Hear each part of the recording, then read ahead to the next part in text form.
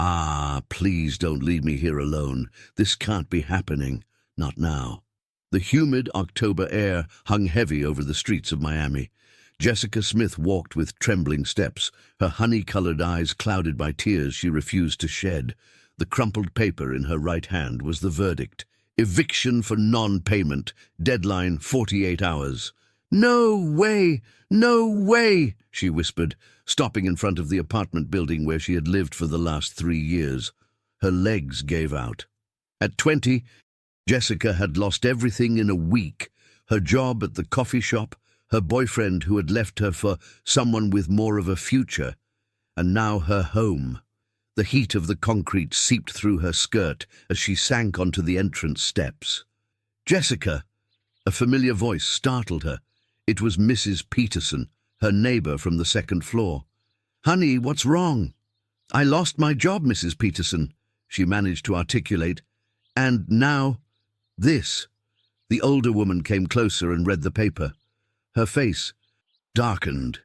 "Oh, sweetie, come here." Mrs. Peterson's hug unleashed everything Jessica had been holding back. Tears streamed down her sun-kissed cheeks as her body shook with sobs that came from the depths of her soul. "I don't know what I'm going to do," she mumbled against the woman's shoulder. "My mom died 2 years ago. I have no family. I have nothing." "Listen to me carefully," Mrs. Peterson said, gently pulling her away, holding her face between her wrinkled hands. "Tomorrow I'm going to Bayside Marketplace. My friend Mr. Miller needs help at his flower stand. It's not much, but it's something." Jessica nodded, though inside she felt like she was crumbling. Flowers. She had studied business administration at night for 2 years, dreaming of having her own company one day. Now she would be selling bougainvillea at the market. That night in her empty apartment, the power had already been cut. Jessica curled up on the mattress on the floor. The full moon filtered through the curtainless window, creating shadows that danced on the bare walls. Every story is about a woman who believes she doesn't deserve to be seen until someone truly sees her, she thought, remembering a line she had read in an old book. The next day, at Bayside Marketplace, the chaos of voices, smells, and colors overwhelmed her. Mr. Miller's stand was tucked in a corner, between craft vendors and tropical fruit sellers. "You must be Jessica," said a portly man with a graying mustache. "Mrs. Peterson told me about you. The job is simple. Arrange the flowers, help with customers, keep everything clean. I'll pay you $10 a day." $10. It would barely be enough to eat. "Okay," she replied, forcing a smile. The first few hours were a disaster.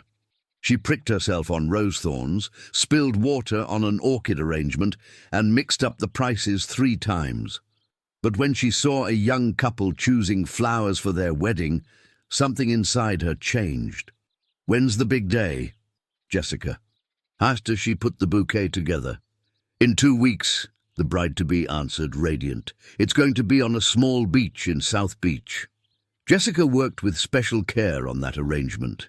Each flower seemed to come to life in her hands, as if it understood the importance of the moment it would adorn. "It's beautiful," the bride murmured when Jessica finished. "You have a gift." Those words stuck in her heart. A gift. It had been so long since anyone had seen something good in her. During her lunch break, she sat on a bench behind the stand, eating a slice of pizza that Mr. Miller had shared with her. The music from a nearby live band playing pop music echoed in the distance, mixing with the market's buzz. "A penny for your thoughts, kiddo?" asked Mr. Miller. "It's just, I had other plans," Jessica confessed. "I wanted to have my own business, be independent. Now I don't even know where I'm going to sleep tonight." "Life takes many turns," the man replied with wisdom. "Sometimes it takes us down paths we don't expect, but always for a reason." That afternoon, while arranging the flowers, Jessica noticed a man watching her from a distance. He was tall, athletic, and wore a blue linen suit that screamed money. The most striking thing about him was his eyes, blue as the Caribbean Sea, but cold, distant. For several minutes the man stood there, motionless, studying her. Jessica felt uncomfortable under his penetrating gaze. What did he want? Why was he looking at her like that?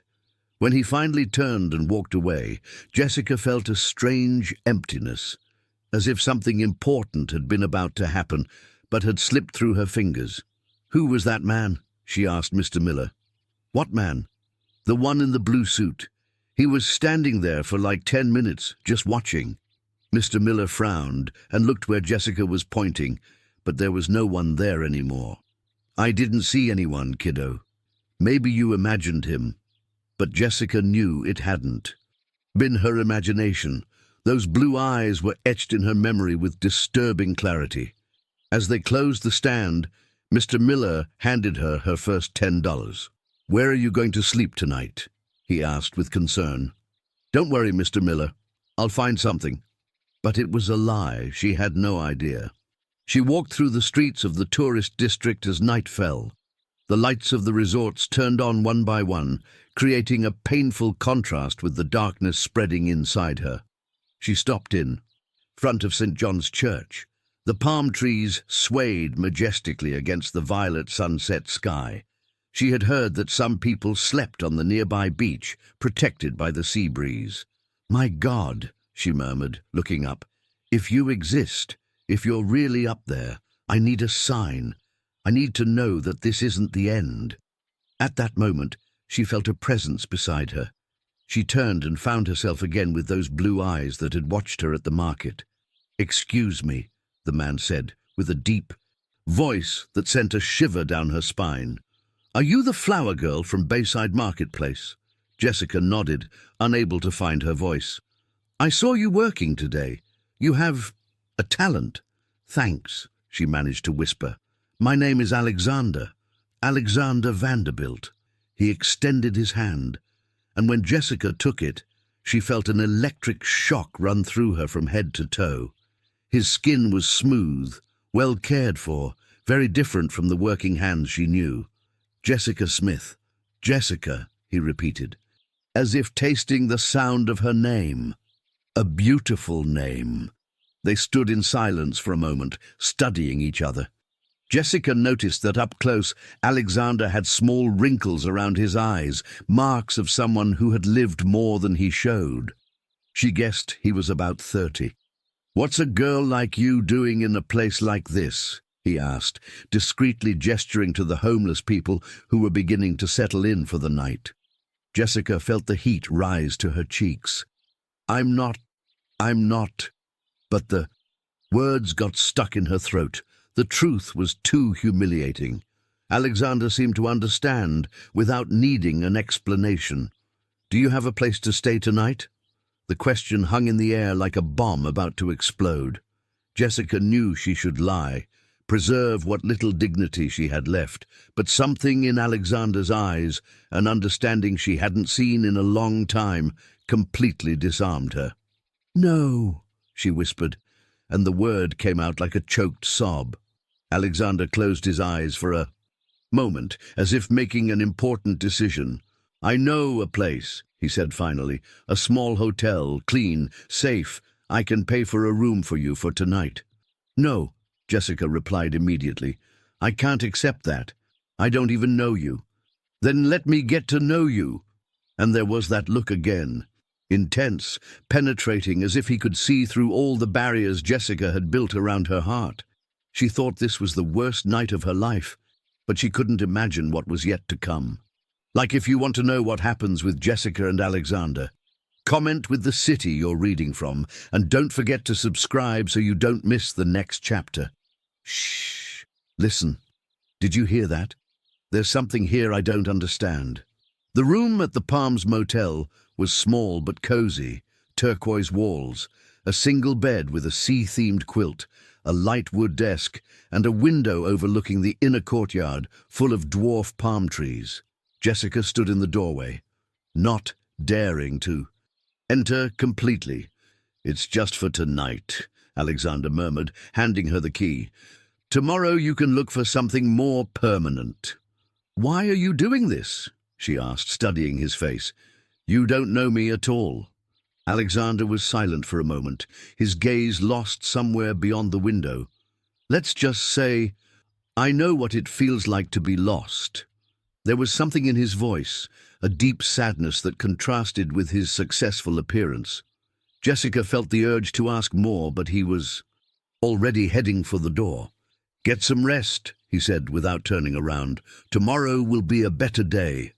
When Alexander left, Jessica fell onto the bed, and for the first time in days, allowed her muscles to relax.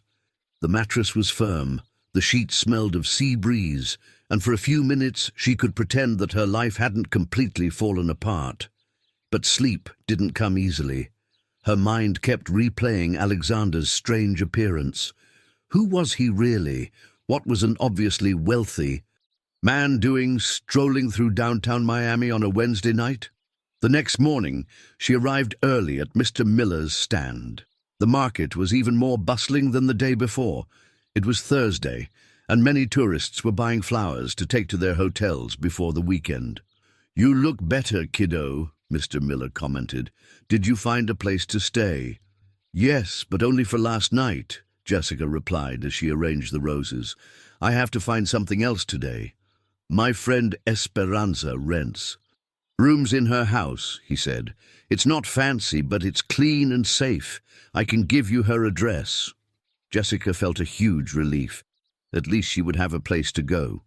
During the morning, she served several customers. An elderly lady buying carnations for an altar, a young man looking for flowers to propose to his girlfriend on the beach, a mother who wanted to decorate her daughter's birthday party. Every story moved her. She was beginning to understand that flowers weren't just petals and fragrances. They were symbols of love, hope, memory, celebration. Her job had more meaning than she had imagined. Around noon, while preparing a sunflower arrangement, she felt that familiar sensation of being watched. She looked up, and there was Alexander, again motionless, studying her from a distance. This time, Jessica decided to take the initiative. She put down the flowers and walked towards him. Are you going to keep staring at me from afar, or are you going to tell me what you want? Alexander smiled, and that smile completely transformed his face. The hard lines softened, his blue eyes lit up, and for a moment, Jessica caught a glimpse of the man hiding behind the cold facade. You're direct, he said. I like that. I don't have time for games, Jessica replied. My life is too complicated to be guessing intentions. You're right, Alexander moved closer. Can I buy you lunch? Jessica glanced at the stand where Mr. Miller was watching her with curiosity. I can't leave. Work. Just half an hour. There's a little shack nearby that serves the best fresh fish tacos in Miami. The mention of fish tacos made Jessica's stomach roar audibly. She had only had coffee and a donut for breakfast. Okay, she agreed, but make it quick. The Salty Crab Shack was located in a narrow alley with plastic tables and brightly colored tablecloths. The aroma of citrus and fresh fish floated in the air like an irresistible invitation. 2 orders of fish tacos, Alexander told. The waiter, do you come here often? Jessica asked, surprised that he knew the place.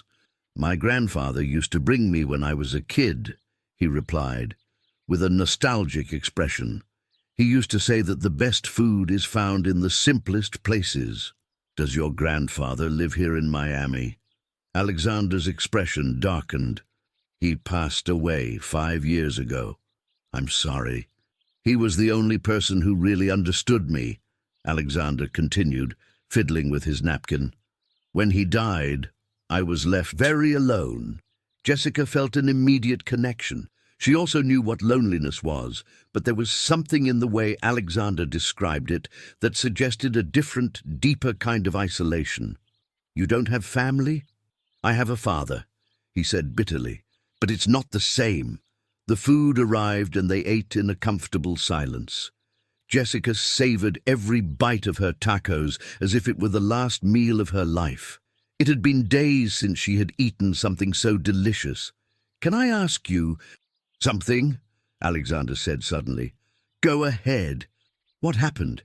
Yesterday you seemed Lost. Jessica put her fork down on the plate. It was a question she had been expecting, but it still hurt to answer.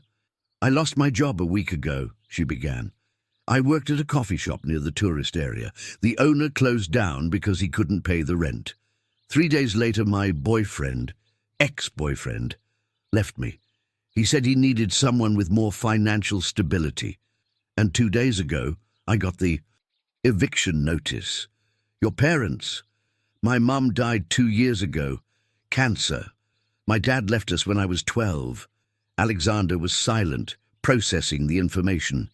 So you're all alone? Yes, the word came out like a sigh. Completely alone. No, Alexander said with an intensity that surprised her. You're not alone anymore. Their eyes met across the table, and Jessica felt something stir in her chest. It was dangerous, this instant connection with a stranger, but it was also the most real thing she had felt in a long time. Why do you care? She asked in a low voice. Why are you helping me? Alexander took a long time to answer, as if he were struggling with something internally. Because I see something in you, he said finally. A strength that you don't even recognize yourself. And because it's been a long time since I met someone real. Real? The people around me always want something from me. Money, connections, favors. But when you looked at me yesterday at church, you saw me, not what I can give you. Jessica realized that Alexander had revealed more than he intended. There was money in his life, that was obvious. But there was also pain. What do you do for a living? She asked. Alexander's expression changed immediately, becoming cautious. Family business, he answered vaguely. Nothing very interesting. It was a lie, or at least a half-truth. Jessica knew it from the way he avoided her gaze. They returned to the market, and Alexander said, goodbye, with a promise to come back the next day. Jessica spent the rest of the afternoon distracted, thinking about their conversation. That evening, after work, she went to see the room that Mr. Miller's friend was renting. It was small but clean. A bed, a closet, a desk, and a shared bathroom. The price was $75 a month, almost everything she would earn working with the flowers. You can pay me weekly if it's easier, said Esperanza, a plump woman with kind eyes. I know things are tough. Jessica accepted, and that night she settled into her new temporary home. It was better than sleeping on the street, but the reality of her situation was still overwhelming. She went to bed early, but again sleep eluded her. She couldn't stop thinking about Alexander, his sad eyes, the contradictions she had noticed in him. Around midnight, she heard voices in the courtyard. She peeked out the window and saw Esperanza talking to a man she couldn't make out clearly in the dark. She's been here. Since today, Esperanza was saying. She's a good girl. She won't cause any trouble. I need you to keep me informed, the man replied. It's important. Something about that conversation made her skin crawl. Why would it be important for someone to know about her? And who was that man? The next day, Alexander showed up earlier than usual. He seemed nervous, restless. Is everything okay? Jessica asked. Yeah, I needed to see you. They spent the morning talking between customers. Alexander told her stories of his childhood with his grandfather, of the places they had visited together, of the life lessons he had learned from the old man. He always said that money can buy comfort, but it can't buy peace, Alexander commented. I didn't understand what he meant until I grew up. And do you understand now? More and more every day. During their lunch break, they walked along the beach. Alexander showed her corners of Miami she didn't know. Small hidden coves, urban, murals, family-owned craft shops. How do you know the city so well? Jessica asked. I thought you were from money, the kind who live in the residential areas and don't come downtown. Alexander stopped abruptly. Why do you think I have money? Your clothes, the way you talk, the way you pay for things without asking the price. Maybe appearances are deceiving, but Jessica knew they weren't. She had grown up seeing class differences. She knew how to recognize the signs. Alexander was rich, that was indisputable. The question was why he denied it. That afternoon, while preparing an arrangement for a wedding, an elegant woman arrived at the stand. She wore a designer dress and jewelry that sparkled in the sun. "Excuse me," the woman said. "Have you seen Alexander Vanderbilt around here?" Jessica felt her blood run cold. "Alexander Vanderbilt?" "Yes, he's tall, blue eyes, very handsome. We know he's been frequenting this area." "No, I don't know anyone by that name." Jessica lied. The woman studied her with suspicion. "I'm Victoria Vanderbilt, his stepmother. If you see him, tell him we're looking for him. It's urgent." When the woman left, Jessica was left trembling. Had Alexander lied about his last name? What else had he hidden from her? And just when she was starting to trust, the past came back without warning. "Do you think Alexander is lying to Jessica? Comment what you think will happen. Like if you want to know the truth about Alexander, and subscribe for the next chapter." "Oh my God, what is this? This can't be true." The name Victoria Vanderbilt echoed in Jessica's head like a broken bell. She was distracted all afternoon, mixing up orders and spilling water on the flowers. Mr. Miller watched her with concern. "Are you sure you're okay, kiddo? You look scared." "I'm fine," Jessica lied, but her hands trembled as she arranged a bouquet of daisies. At 5 o'clock, Alexander appeared as usual, but this time Jessica saw him with different eyes. She studied every detail of his appearance. The gold watch on his wrist that was worth more than everything she had ever owned, the Italian leather shoes, the shirt that probably cost more than her monthly rent.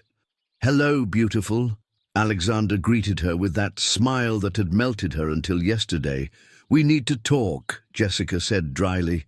"Did something happen?" "A woman came by asking for you. She said she was Victoria Vanderbilt, your stepmother." The color drained from Alexander's face. For a moment, he looked like a child caught in a lie.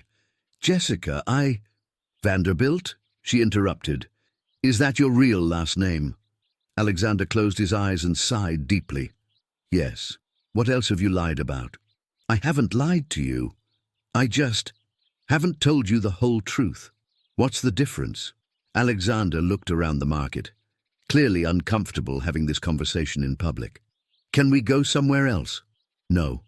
I want the truth here now." Mr. Miller approached. Tension in the air. "Everything okay, Jessica?" "Yes, Mr. Miller, just a conversation." The old man walked away but continued to watch them from his craft stand. "My last name is Vanderbilt," Alexander began. "My family has money, a lot of money. We own a chain of luxury hotels all along the coast." Jessica felt as if she had been punched in the stomach. "Luxury hotels?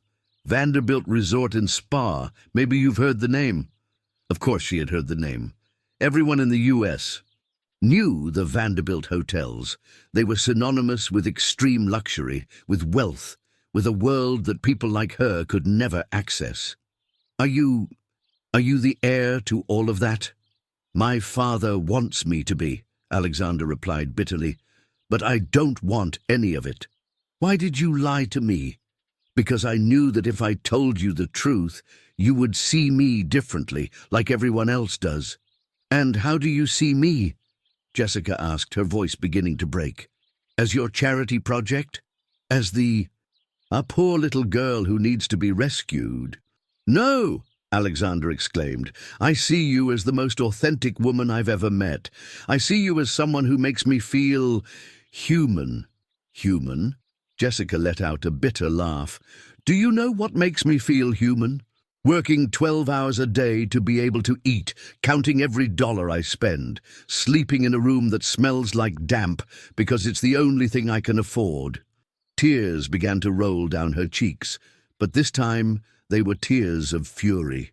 "While I was worrying about where I was going to sleep, you probably have 5 houses." "Jessica, please." "No, don't say my name in that voice. Don't pretend we're the same, because we're not.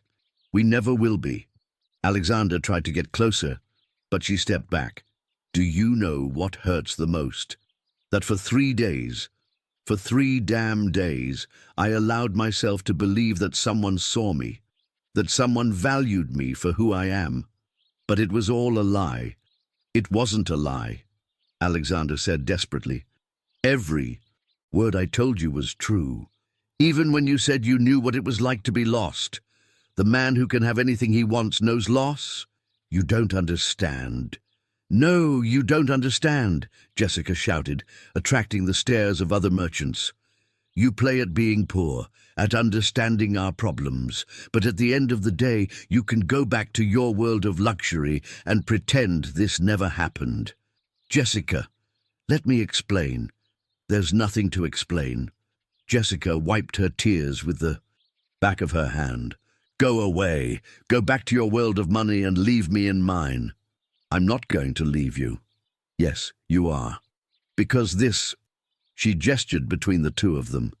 This was a mistake from the beginning. Alexander stood there with the most pained expression Jessica had ever seen, but she hardened her heart. She couldn't afford to feel sorry for a millionaire. If you love me even a little, Alexander whispered, let me explain the whole truth. I don't love you, Jessica. And lied. I can't love someone I don't even know who they really are. Alexander nodded slowly, as if he had received the final blow. Okay, he said in a low voice, but before I go forever, I want you to know something. In these 3 days with you, I've been more myself than in my entire life, and that's priceless. He turned and walked towards the market exit. Jessica watched him go, fighting the urge to run after him and apologize, but her wounded pride was stronger than anything else. You did the right thing, kiddo, said Mr. Miller, approaching. The rich and the poor don't mix. It only brings trouble. But for some reason, the old man's words didn't comfort her. That night, in her small room, Jessica couldn't sleep. Every time she closed her eyes, she saw Alexander's blue eyes filling with pain when she told him she didn't love him. Had she been too hard on him? Had she judged without listening? At 2 in the morning, she got up and walked to the window. The moon was high, illuminating the empty courtyard. She remembered the first night Alexander had found her in front of the church, when she had nothing and no one. He hadn't had to help her. He hadn't had to pay for her hotel, or buy her lunch, or simply see her. But he had. Maybe there was more to Alexander's story. Maybe she had reacted with a wounded heart instead of a clear mind. But it was too late now. He was gone forever. The next day, she arrived at the market with dark circles under her eyes and a heavy heart. Mr. Miller greeted her with a worried expression. Are you sure you're okay, kiddo? Yeah, I just didn't sleep much. During the morning, she served customers mechanically. An elderly couple buying flowers for their anniversary. A single mother who wanted to brighten her house with sunflowers. A man looking for roses to apologize to his wife. Every love story hurt her a little more. At noon, Victoria Vanderbilt appeared again. This time she was accompanied by a burly man in a black suit. Did you see Alexander yesterday? She asked directly. Jessica hesitated for a moment. Yes. What did he say to you? Nothing important. Victoria studied her with calculating eyes. Listen to me carefully, miss. Alexander is going through a difficult time. His father died a month ago in a car accident. Jessica's world stopped. What? Alexander is now the sole heir to a fortune of billions of dollars. There are many people who would want to take advantage of his grief and vulnerability. I wouldn't. I'm sure you're a good person, Victoria interrupted, but Alexander needs to be with his family right now. He needs to accept his responsibilities. Where is he now? In the Hamptons, at the main hotel. He's drinking too much, locking himself in his room, refusing to talk to anyone since he got back from Miami yesterday. Jessica felt her stomach clench. Alexander had lost his father, and she had rejected him in his moment of greatest vulnerability. What do you want from me? that if he comes looking for you again, you convince him to come back to us, to forget these fantasies of a different life." Victoria left a business card on the counter. "If you cooperate, there will be a generous financial compensation." When the woman left, Jessica stared at the card. The hotel's address was printed in gold letters: Vanderbilt Resort and Spa, the Hamptons. "What did that woman want?" asked Mr. Miller. "Trouble," Jessica murmured. The rest of the day passed in a whirlwind. Jessica couldn't concentrate on anything. The image of Alexander drinking alone in a hotel room, mourning his father's death, haunted her constantly. She had been a cruel idiot. He had lost the only father he had left, and instead of comforting him, she had rejected and humiliated him. That afternoon, after work, she walked to the church. She sat on the same steps where Alexander had found her 4 days ago. "My God," she thought, "how could I have been so blind?" Suddenly, a familiar voice startled her. "Jessica!" She turned and saw a young man her age, with brown hair and green eyes. It took her a moment to recognize him. Matt? It was Matt Johnson, her ex-boyfriend, the one who had left her for someone with more financial stability. "What are you doing here?" he asked, sitting next to her uninvited. "Nothing important. I've been looking for you. I went to your apartment and they told me you had moved. Why were you looking for me?" Matt looked uncomfortable, nervous. "To apologize and to ask you to get back together." Jessica looked at him in disbelief. "Apologize? I know I was a coward when I left you, but things have changed." "Oh, really? Your financial situation improved, and now you can be with a poor girl." "It's not that." Matt moved closer. "It's just, I realized I love you." A week ago, those words would have meant everything to Jessica. Now, after meeting Alexander, they sounded empty and false. "You know what, Matt? You're right. Things have changed. I've changed. Is there someone else?" Jessica thought of Alexander, of his blue eyes full of pain, of the way he had looked at her as if she were the most precious thing in the world. "Yes," she said in a low voice, "there is someone else." "Who is he? Do I know him?" "You don't know him, and you probably never will." Matt stood up, clearly annoyed. "Is that why you don't want to get back with me? Because of some guy you met at the market?" "It's for many reasons, but mainly because now I know the difference between someone who wants me when it's convenient and someone who really sees me. That guy is going to hurt you, Jessica. Men like us, from our class, are the ones who are really right for you." "Men like us?" Jessica laughed. "You left me when I needed you most. Is that your definition of convenience?" Matt left without another word, and Jessica was left alone with her thoughts. She had to find Alexander. She had to apologize and explain that she had reacted out of fear, wounded pride, and all the insecurities she had been carrying around forever. But how was she going to get to the Hamptons? She didn't even have money for the bus. Suddenly, she remembered the card Victoria had left. She took it out of her pocket and studied it. It was a dangerous decision. But for the first time in her life, she was going to fight for something she really wanted. What he said before he left will change the course of the whole story. Do you think Jessica should go look for Alexander? Comment what you would do in her place, like if you want to see the reunion, and subscribe so you don't miss the next chapter. That's it. I'm not going to say it again. The bus to the Hamptons left at 6 in the morning. Jessica had worked all night, making extra flower arrangements to gather the money for the ticket. Her fingers were cut by thorns and her back ached. But she didn't care. Mr. Miller had tried to dissuade her. "It's crazy.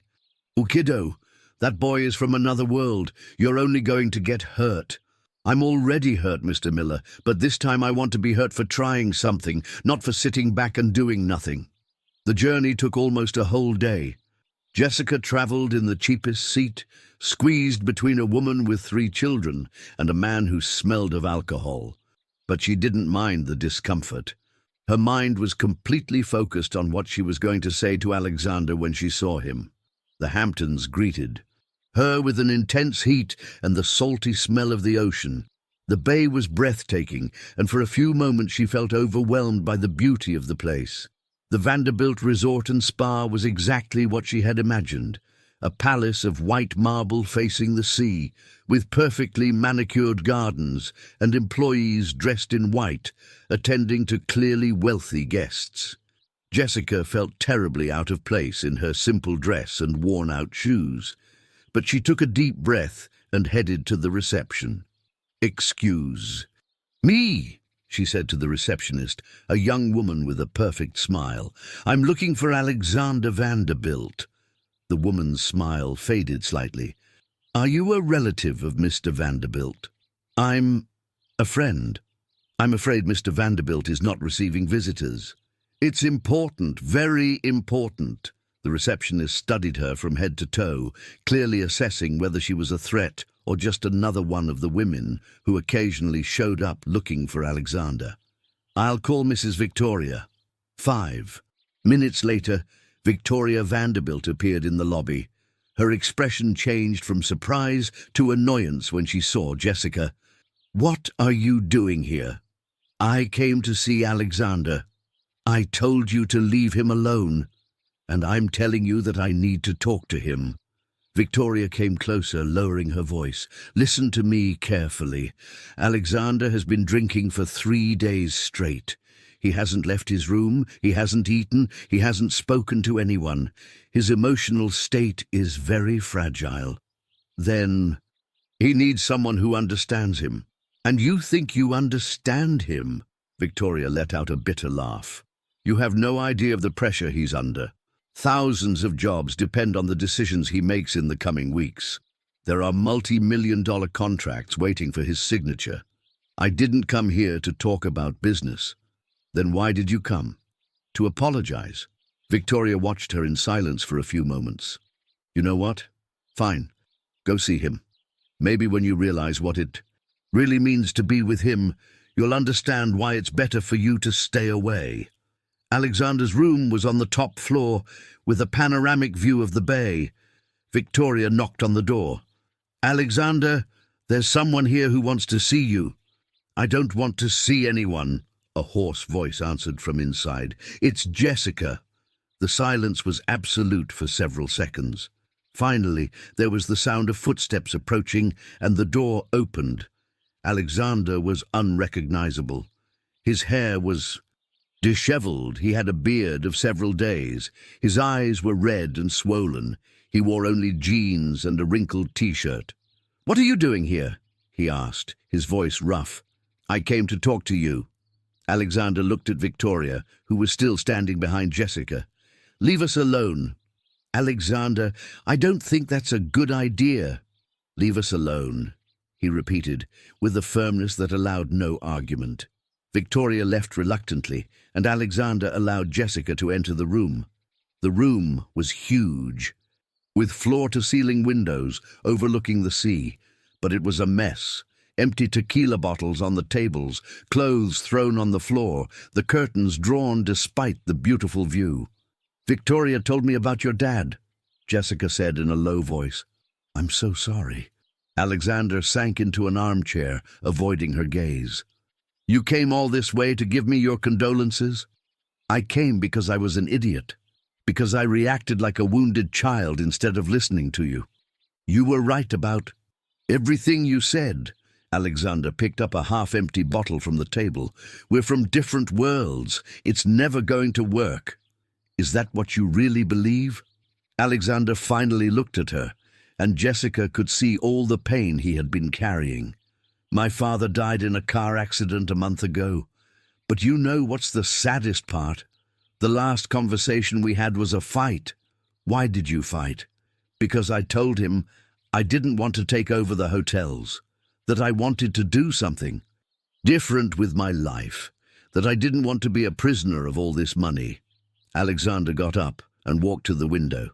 "He told me I was ungrateful, that I didn't value everything he had built for me, that I was an irresponsible dreamer." And what did you say to him? I told him I'd rather be poor and free than rich and miserable like him. Alexander's voice broke slightly. Those were the last words I said to my father. Rich and miserable. Jessica approached slowly. You were hurt. People say cruel things when they're hurt. Do you know why I was in Miami when I met you? Alexander continued. I had run away. After the funeral, everyone expected me to take control immediately, but I couldn't. I couldn't be in these hotels, surrounded by everything that reminded me of the fight we had. And what were you going to do? I didn't know. I just knew I needed to find something real, something that would make me feel like my life had a purpose beyond money.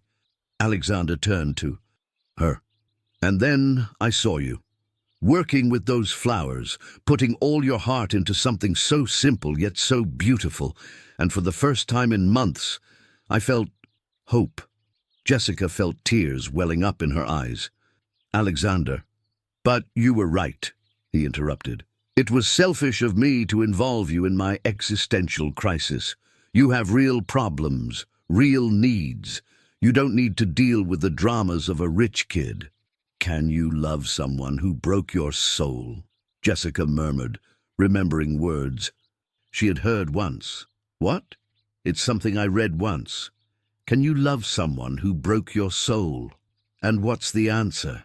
Jessica moved closer until she was only inches away from him. I think the answer is that sometimes love means letting someone break down our defenses. It means being vulnerable. I didn't break your soul, Jessica. Your soul was already broken when I met you. And so was yours. They looked at each other in silence, recognizing in the other the same pain, the same loneliness, the same desperate need to be understood. What are you going to do with all of this? Jessica asked, gesturing around. I don't know. Victoria says that if I don't take control soon, the company could collapse, that there are many families who depend on these jobs. And what do you want? I want none of this to matter, Alexander said with desperation. I want us to be able to be together without all these complications.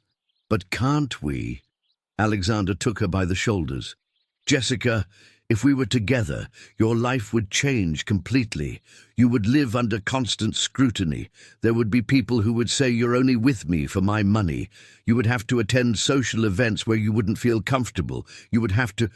I would have to what? She interrupted. I would have to be with someone who really loves me instead of someone who loves your money. It's not that simple. Yes, it is. Jessica took his face in her hands. It's as simple as deciding what's more important, what others think or what we feel. Alexander closed his eyes and leaned into her touch. I love you, he whispered. I love you, and that terrifies me. It terrifies me too, Jessica confessed. But I'm tired of living in fear. They kissed then, with all the desperation and passion they had been holding back. It was a kiss that tasted of salty tears and second chances. When they broke apart, Alexander hugged her tightly. If we do this, he said against her. Hair, it's not going to be easy. The things that are worth it never are. They're going to try to tear us apart. Then we'll have to be stronger than them. Alexander pulled away to look her in the eyes. Are you sure? Are you really willing to face everything that comes with being with me? The question is, are you willing to face what comes with truly loving me? Because I'm not going to change who I am to fit into your world. I don't want you to change. You're perfect just the way you are. At that moment, the door opened abruptly. Victoria entered, followed by an older man in an impeccable suit.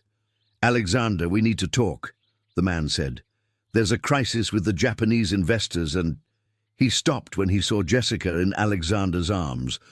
Who is this woman? Jessica, this is Richard Vanderbilt, my uncle and vice president of the company, Alexander said, without letting her go.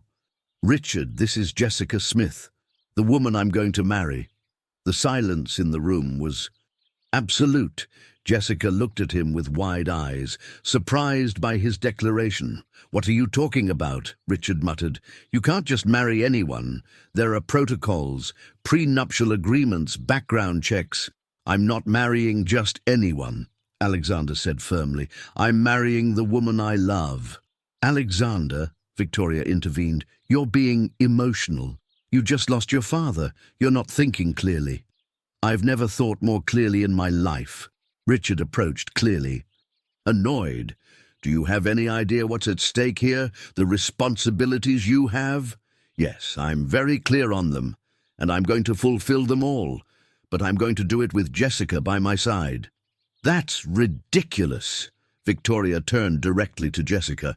"Do you have any idea what you're getting into? Are you prepared to live in the spotlight, to have every aspect of your past life investigated?"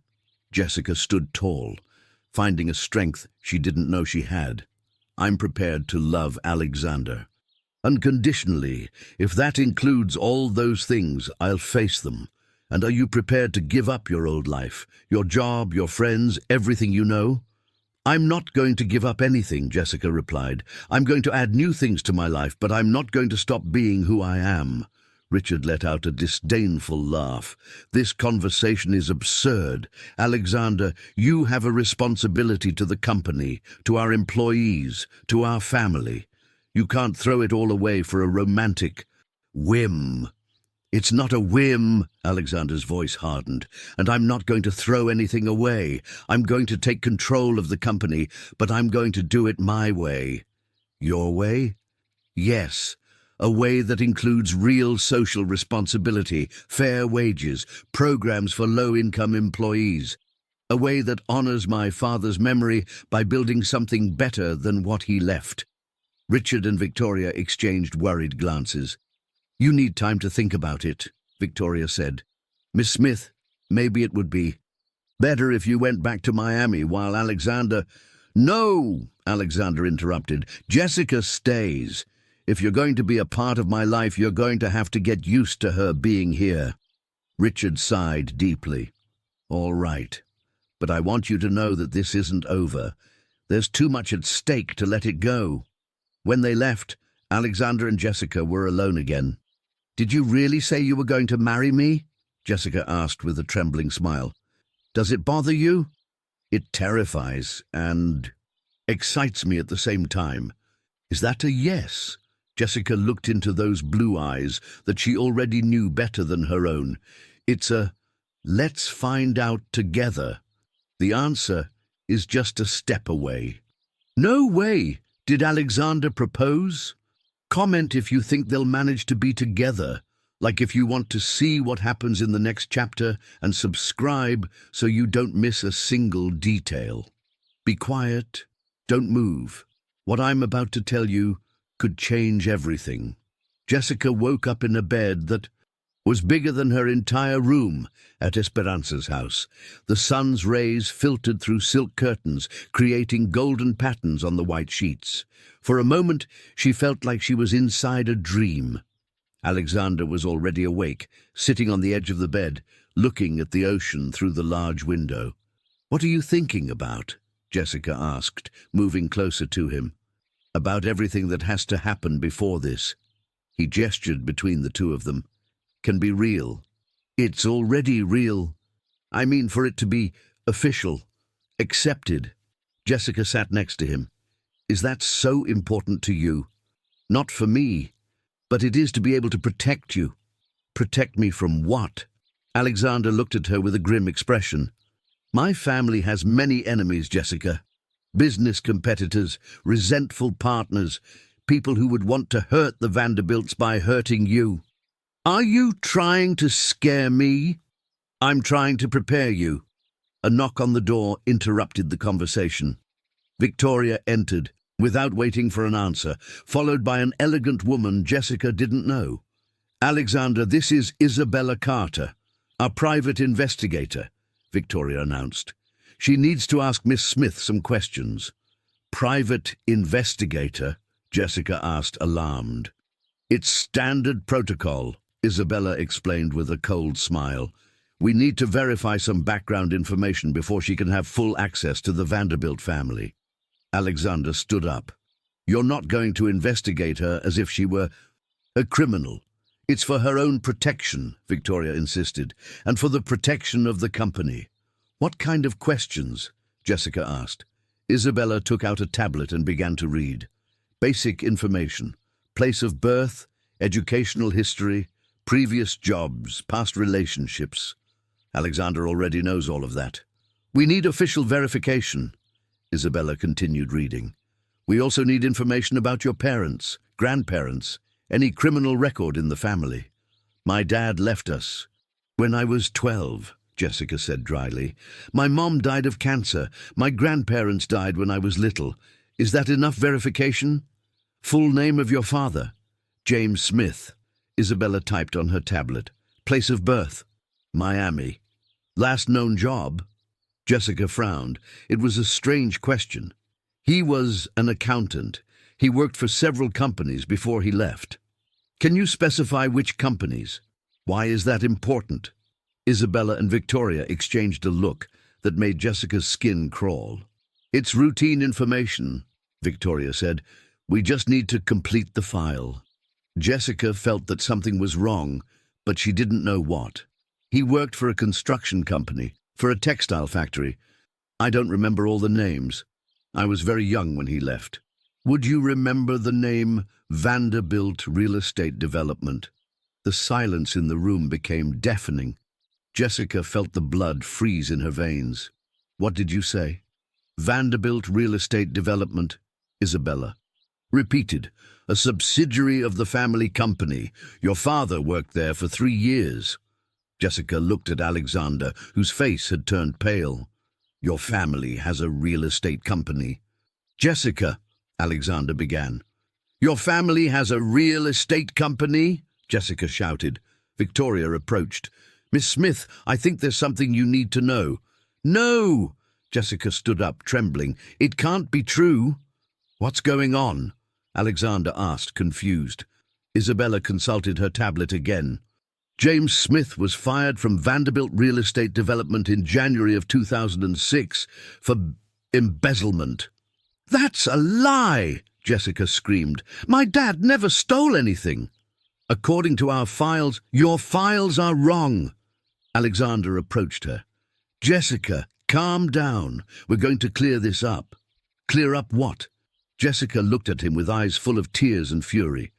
Clear up that your family destroyed mine? What are you talking about? My dad didn't leave because he wanted to, Alexander. He left because he was accused of stealing money he never touched, because his boss threatened to put him in jail if he didn't disappear. Victoria and Isabella continued to review the documents. It says here that irregularities were found in the accounts managed by Mr. Smith, Isabella read. $10,000 were missing. My dad was innocent. Jessica turned to Victoria. Who was my dad's boss? Who accused him? Victoria hesitated before answering. Frederick Vanderbilt, Alexander's father. Jessica's world stopped. Everything started to make sense. Why her father had come home that day pale and trembling. Why he had packed his things that same night. Why he had disappeared without explanation. Your dad, she whispered, looking at Alexander. Your dad destroyed my family. Alexander looked as if he had been physically struck. Jessica, I didn't know. Of course you didn't know, she shouted. Why would you know? Why would a rich kid care what happened to an employee's family? That's not fair. Not fair? Jessica let out a hysterical laugh. You know what's not fair? That my mom got depressed after my dad left. That we had to move to a horrible apartment because we couldn't afford the rent. That I had to work since I was 14 to help with the expenses. Tears streamed down her face, but her voice grew stronger with each word.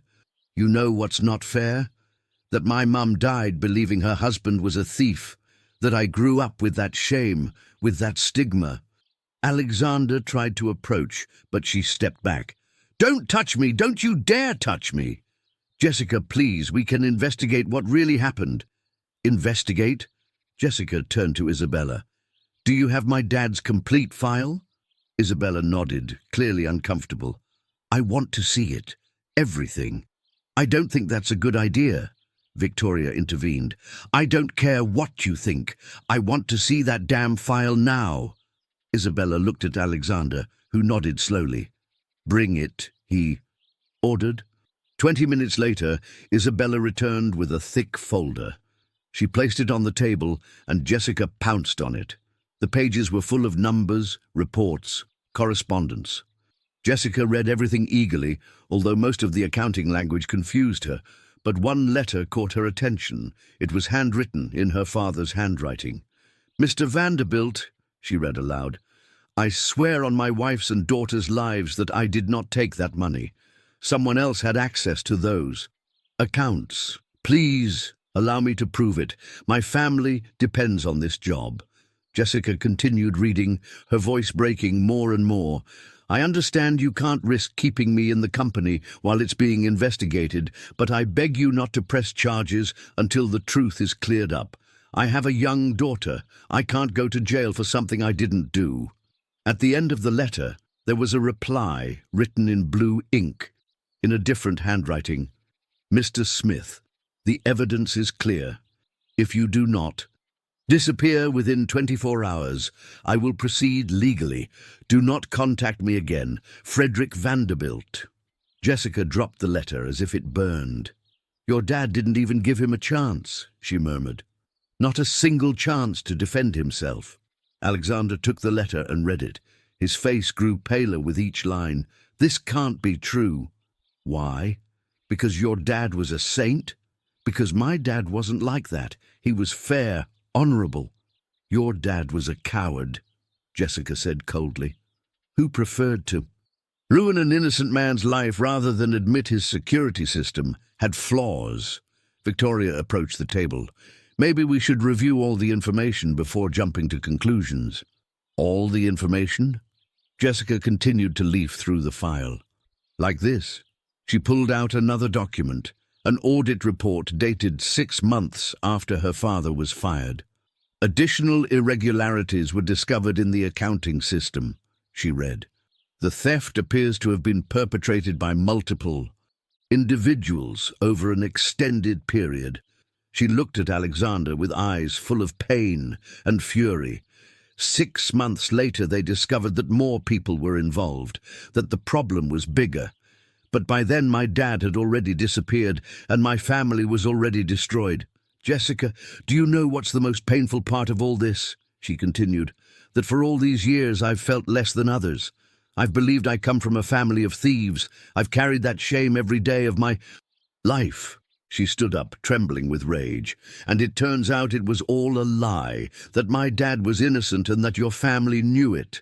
"My family didn't know," Alexander said desperately. "This report, I had never seen this report." "Oh, no?" Jessica took the document. "Look at the signature at the bottom." Alexander read it and was speechless. The signature said, "Reviewed and filed by order of Frederick Vanderbilt." "Your dad did know," Jessica whispered. "He knew 6 months later and never did anything to fix it." The silence in the room was absolute. Victoria and Isabella looked like statues, not knowing what to say or do. "Jessica," Alexander said in a broken voice, "I didn't know any of this. I swear I didn't know." "But your family did. The family you are now the heir of. The company you now have to run. We can fix this. We can find your dad, clear his name." "Fix this?" Jessica let out a bitter laugh. "How are you going to fix my mom dying believing her husband was a criminal? How are you going to fix me living for 20 years feeling less than others? I don't know how, but we'll find a way." "No," Jessica said, with a calmness that contrasted with her previous state. "We're not going to do anything, because this is over." "What?" "This. Us. It's over." Alexander approached her. "You can't be serious."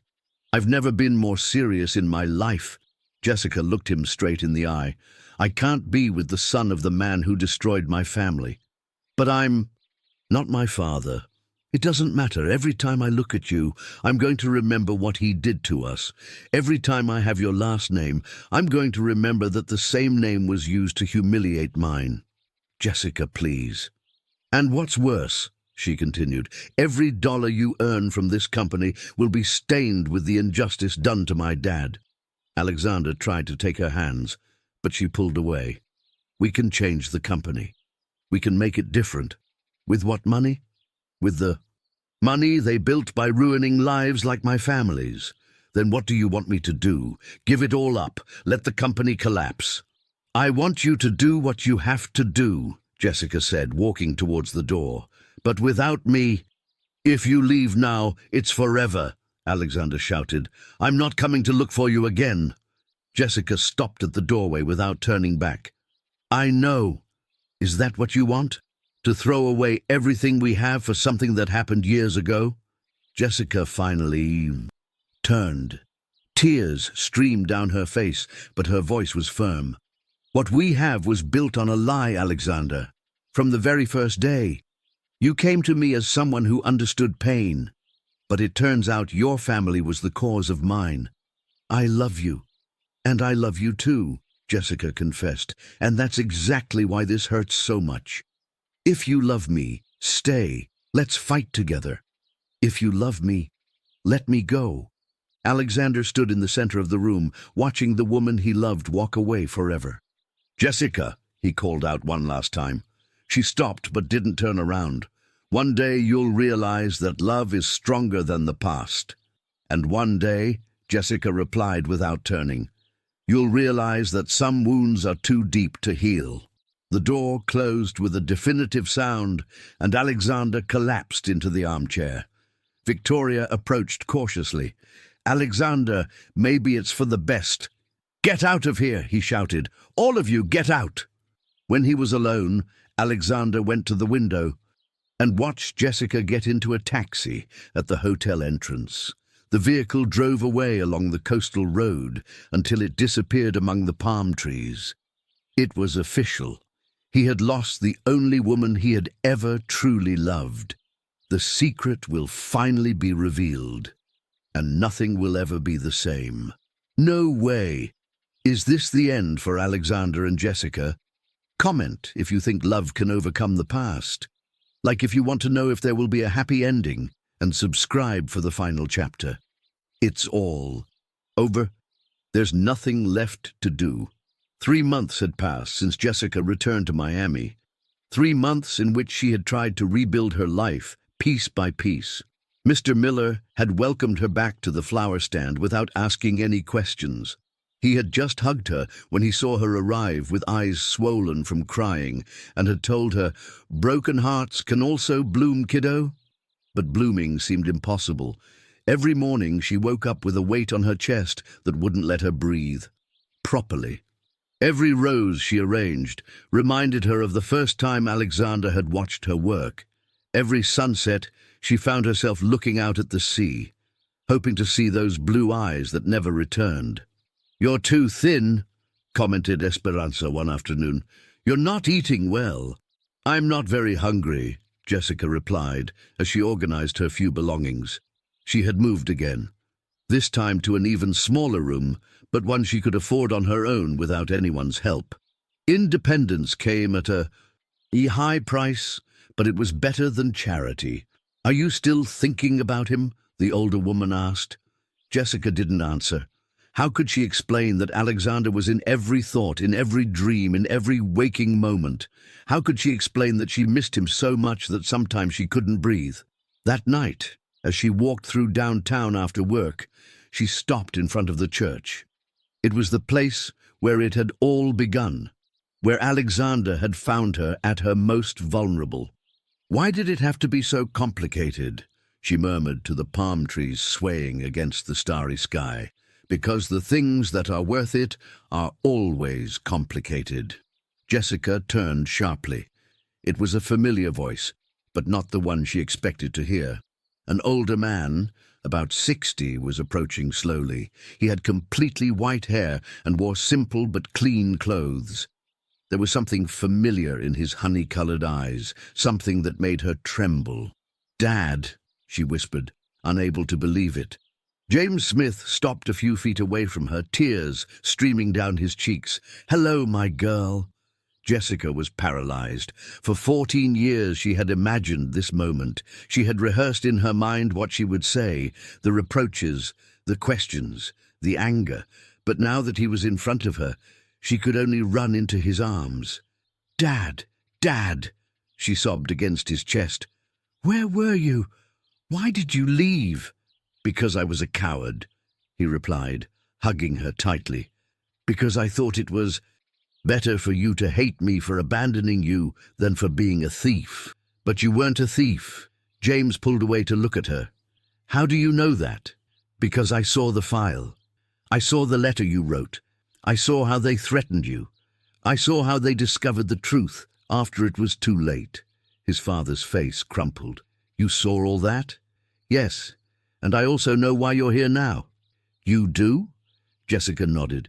"Alexander found you, right?" James was silent for a moment. "He found me a month.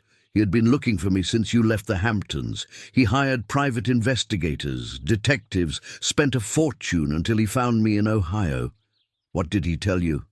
"A lot of things, but mainly he apologized for what his father had done. And he told me he loved you so much that he was willing to lose everything for you to be happy." Jessica felt her legs give way. "What do you mean, lose everything?"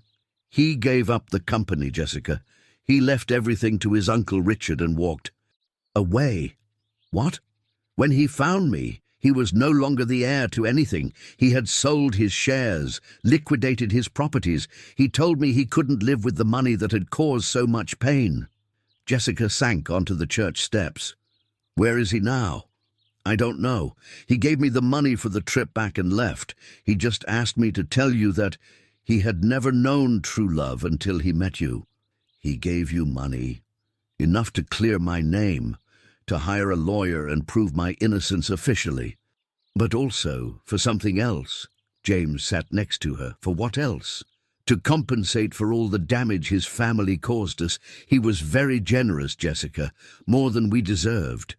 It wasn't his fault, but he took responsibility anyway. That boy really loves you." Jessica was silent, processing all the information. "And Mom? Does she know you're innocent?" James's eyes filled with tears. "Your mom died believing I was a thief. That's a guilt I'll carry for the rest of my life." "No, Dad. Mom died knowing you were a good man. In her heart, she always knew." They hugged again, crying for all the lost years, for all the wounds that could finally begin to heal. "Where have you been all this time?" Jessica asked. "On a farm in Ohio, working the land, trying to forget the past. But I could never forget you two." "Why didn't you come back sooner?" "Because I was scared. Scared you would reject me, that you would hate me. I thought it was better for you to remember me as the dad who loved you than as the man who had abandoned you. I forgive you, Dad. I forgive you for everything." James hugged her tighter. "And now you have to forgive yourself, my girl. You have to go find that boy and fight for your happiness." "I don't know where he is." "Well, we'll look for him. The U.S. isn't as big as it seems." Jessica smiled for the first time in months. "Will you help me? It's the least I can do after 14 years of absence." They spent the next 2 weeks looking for any trace of Alexander. James used his contacts in Ohio. Jessica asked in all the Vanderbilt hotels, but no one knew where he was. Finally, Mr. Miller gave them a clue. "There's a young man who comes to the market every day," he said. "He buys flowers, but never talks to anyone. Someone told me he lives in a small apartment near the university." "What does he look like?" Jessica asked, her heart racing. "Tall, blue eyes, very thin. He looks sad." It was him. It had to be him. The address Mr. Miller gave them led to a modest 3-story building in Miami. Jessica climbed the stairs with trembling legs. Her father had stayed downstairs, giving her privacy for the reunion. She knocked on the door of apartment 2B. "Who is it?" a familiar voice asked from inside. "It's me," Jessica replied simply. The silence stretched for several seconds. Finally, the door opened. Alexander was unrecognizable. He had lost weight, had a scruffy beard, and deep, dark circles under his eyes. He wore an old T-shirt and worn-out pants, but his eyes were still the same, blue as the Caribbean Sea. "Jessica," he murmured, as if he couldn't believe she was real. You found my dad. Yes.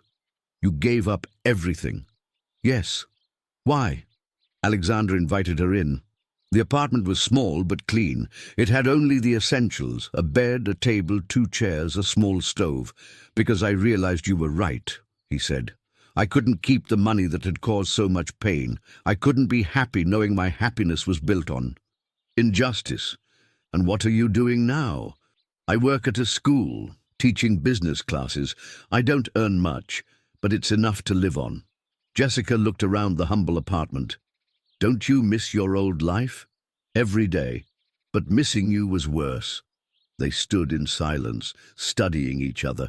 The months of separation had changed them both, but the love was still there, intact. Why did you look for my dad? Jessica asked. Because I needed to do the right thing, and because I knew that as long as that injustice remained unresolved, you could never be completely happy. And you thought that if you fixed it, I would come back to you. Alexander shook his head. No.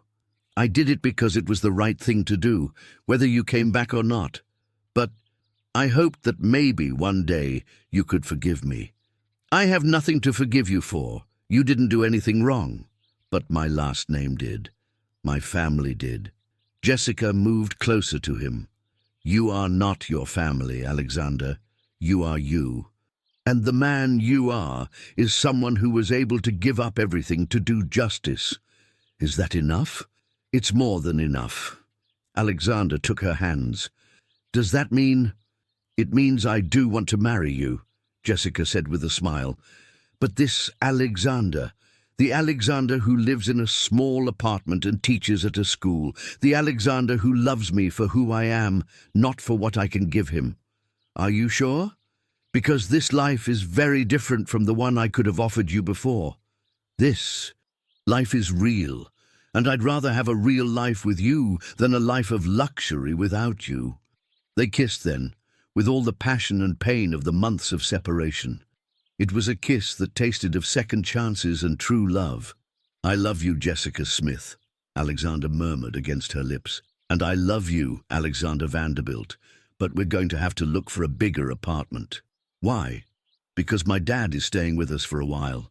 We have 14 years to catch up on. Alexander smiled, and that smile lit up his whole face. That sounds perfect. 6 months later, Jessica and Alexander were married in a small ceremony at St. John's Church. James walked her down the aisle, Mr. Miller was the best man, and Esperanza cried throughout the entire ceremony. There was no luxurious hall or designer dress. Jessica wore a simple white dress she had bought at the market, and Alexander wore the only suit he owned. But when they looked into each other's eyes as they exchanged vows, they knew they had something money couldn't buy. True love. Do you ever regret it? Jessica asked Alexander one night as they had dinner in their small 2-bedroom apartment. Regret what? Giving everything up. Living like this. Alexander looked around their modest home. The walls he had painted himself, the second-hand furniture they had bought, the flowers Jessica always had on the table. Never, he replied. This is the richest life I've ever lived. Even though we sometimes eat beans and rice 3 days in a row, especially when we eat beans and rice 3 days in a row. Jessica laughed and leaned in to kiss him. You know what I've discovered, she said. What? That every story is about a woman who believes she doesn't deserve to be seen until someone truly sees her. And every story is about a man who believes money can buy happiness until he discovers that true love is priceless. They hugged in the kitchen of their small apartment, while outside the sea, breeze whispered through the palm trees, blessing their love that had been born from pain and had blossomed in truth. James, watching them from the living room, smiled. His daughter had found what he and his wife had had, a love that could overcome any obstacle. And somewhere in the Hamptons, Victoria Vanderbilt read in the newspaper the news of her stepson's marriage to the accountant's daughter. At first, she felt anger, but then, seeing the photograph of the smiling couple in front of at church, she had to admit that she had never seen Alexander so happy. Maybe, she thought, the boy knew what he was doing after all. This story is not just about them. It could also be about you. The end. Did you like how Jessica and Alexander's story ended? Leave us your comments on what you thought. Subscribe to the channel, share which city you're reading from, and suggest new ideas for future stories. Have you ever felt like no one saw you until someone did? This story reminds us that true love is priceless and that sometimes losing everything is the only way to gain what truly matters.